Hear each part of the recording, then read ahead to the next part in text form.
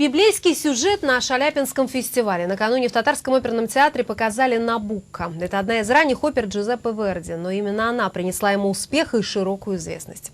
Интересно, что она считается одной из самых трудноисполняемых. Впервые «Набукко» поставили в Миланском Ла Скала в 1842 году, затем только через 150 лет в Большом театре России. Третья в мире постановка оперы состоялась в Татарском оперном театре в 2003 году, что сообщает библейский сюжет современному зрителю, пыталась понять Полина Кострицкая.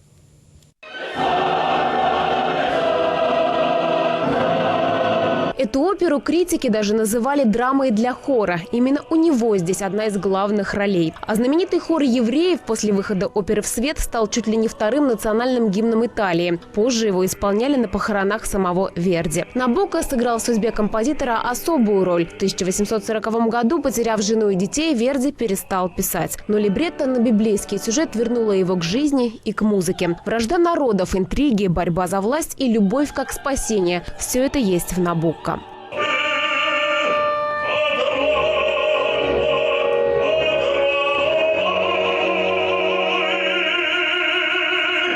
Выход оперы совпал с патриотическим подъемом в Италии. Набукко сразу имел грандиозный успех. В Татарском театре оперу в 2003 году поставил итальянец Дени Криев. Накануне в роли вавилонского царя выступил Анджей Белецкий. Певец уверен, нет более вечного и более актуального на все времена сюжета, чем библейский.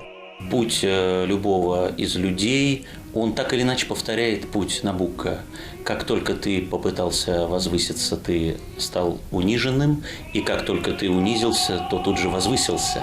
Это библейская истина, и гордыня наказуема, а доброта, сердечность, они близки Богу и близки всем окружающим людям. Марина Нерабиева с осторожностью относится к интерпретации своего образа. Библейский сюжет накладывает особую ответственность.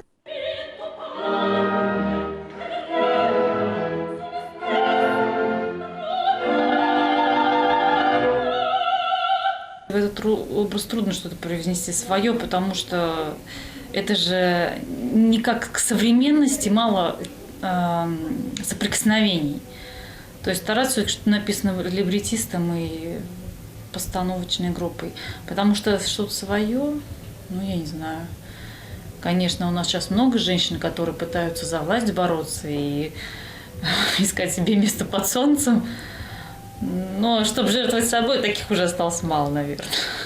Партию верховного жреца накануне исполнил солист Большого театра Михаил Казаков, а в роли Финены казанцы увидели солистку Татарского театра Зою Церерину. Как таковой своей оперной труппы у театра нет, а немногим солистам, как правило, достаются небольшие роли. Однако Шаляпинский фестиваль они ждут как праздник, признается Зоя Церерина. Для нее он по счету уже 10-й. Как бы меняется время, мне кажется, меняется фестиваль. Это зависит от какой-то импульс новый всегда появляется. Все время приглашают разных солистов, и интересно наблюдать за приезжими солистами и за солистами нашего театра.